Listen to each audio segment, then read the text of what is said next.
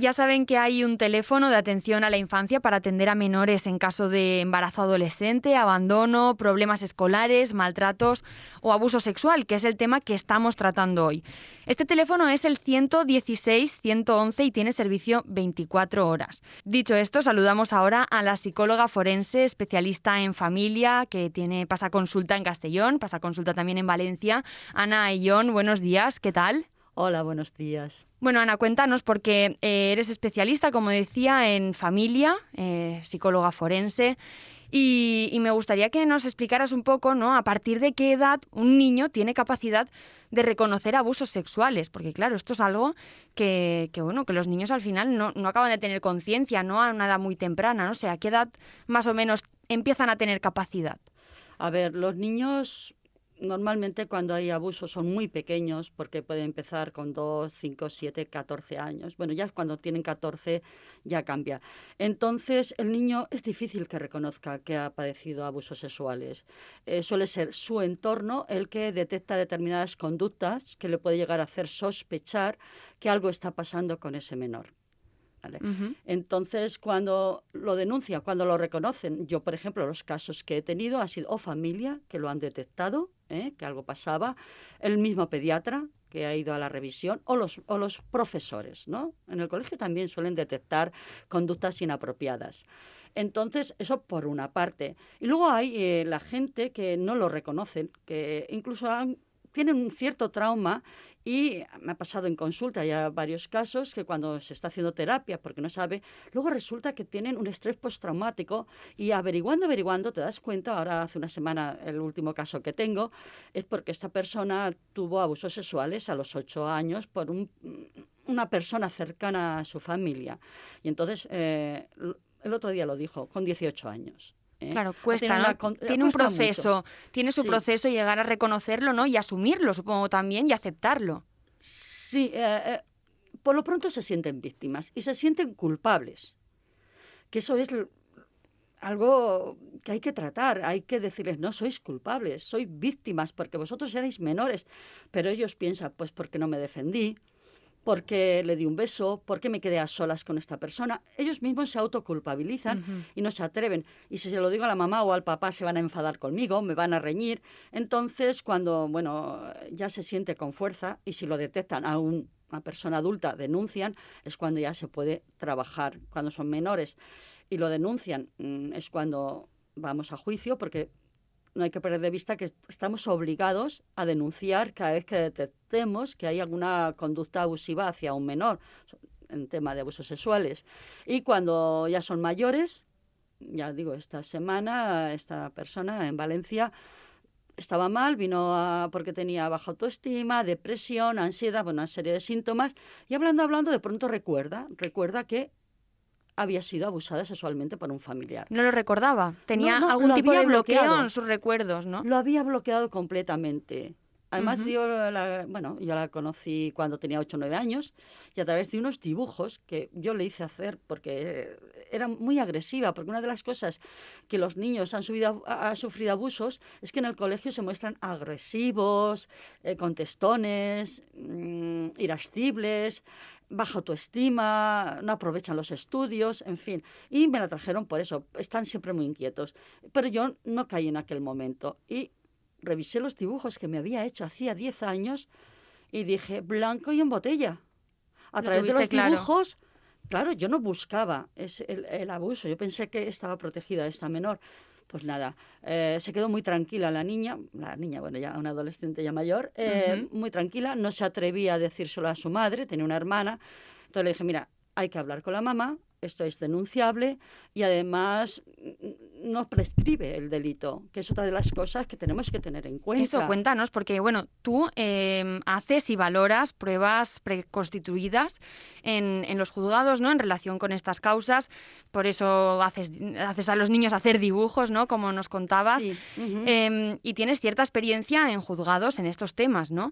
Pues mira, a partir ya bueno, suelen denunciar cuando son adultos a partir de los 18 años, pero por una ley nueva del año pasado, a partir de los 30 años tú puedes denunciar y tienes una vigencia más de 5 años a 15. ¿eh? Es decir, hasta los 35, 45. Sí, depende cómo haya sido, Ujú. el índice de daño que se le haya hecho, las consecuencias psicológicas, en fin. No, antes era a los 18 y ahora es a partir de los 30, que se puede denunciar. Quiere decir que si el acto, la víctima fue de abusos a los 8 años, Ujú. a partir de los 30 puede incluso denunciar. ¿Eh? Vale. Que antes era a los 18, y tenías una vigencia de 5 o 10 y bueno, era complicado. Pero bueno, se está protegiendo mucho más ahora a los niños, y se les está dando también un espacio donde ellos puedan mostrar, ¿no? Y entonces, bueno, lo que se está diciendo, cuando a mí me han llamado, me han derivado algún caso dentro del juzgado, siempre al estar dentro de unas listas y reunir las características oportunas para llevar a cabo este trabajo, pues realizo la prueba preconstituida, que se realiza en el mismo juzgado o en una cámara Gesell, Ujú. en el cual se realiza, pues se intenta que el niño se sienta cómodo, se graba para averiguar si es cierto o no es cierto, porque algunas veces pueden ser denuncias falsas, Ujú. sobre todo con padres Se dan separados. también, ¿no?, esos casos. También se han dado a utilizar a los menores con algún tipo de acusación que era falso. También me he encontrado con ese tema y entonces se le hacen, bueno, distintas pruebas, se habla con los niños. Yo utilizo también las técnicas proyectivas, muñecos anatómicos, y el niño cuando habla, se siente a gusto, suele contarlo, ¿eh? Hasta ahora no he tenido Ujú. ningún problema. ¿Y qué secuelas tiene para los niños este tipo de trauma, ¿no? Porque, claro, en un futuro, a pesar de tener terapia y de haberlo tratado, ¿no? Y de haber estado en manos de psicólogos, en un futuro los niños siguen viviendo con eso, ¿no? Cuando son mayores. ¿Cómo les afecta en su personalidad, en su día a día, en su vida diaria? Vamos a ver, pueden tener trastornos de ansiedad, miedos, pesadillas, fobias, quejas somáticas, también dolores que no existen, y porque tienen un trastorno de estrés postraumático. No saberlo, pero su conducta es así. Entonces, cuando se consigue saber la raíz, el porqué del problema, se suele solucionar. Vamos a ver, el niño descansa. Este último caso que tengo, cuando fue la semana pasada, ya se iba, digo, bueno, adiós, adiós. Dice, bueno, ahora te voy a decir algo, que acabo de darme cuenta de que abuso sexual. Le digo, ¿qué? Esa persona tuve que estar más tiempo con ella, hablar con los padres, y entonces ahora ya les he dejado la puerta abierta para denunciar, porque esto hay que denunciarlo. Claro. La familia y todo, pues denunciarlo y luego hacer un informe, hacer una valoración. Y se quedan tranquilos. Ya dejan de ser víctimas. Dejan de ser víctimas. Es algo muy importante y lo superan. Ujú. Porque ya no Ana, se culpan a sí mismos, culpan al culpable. al culpable, Culpan al culpable. al que les ha hecho daño. Porque además es bueno denunciar también, porque esos sujetos no solamente a lo mejor ha abusado esta menor, porque tenía una hermana un poquito más mayor, digo, tienes que decirlo, porque quizás también ha abusado de tu hermana, o Claro. quizás también ha abusado de su otra sobrina. Ujú. Y la madre, ¿sabes lo que dijo la madre? ¿Qué?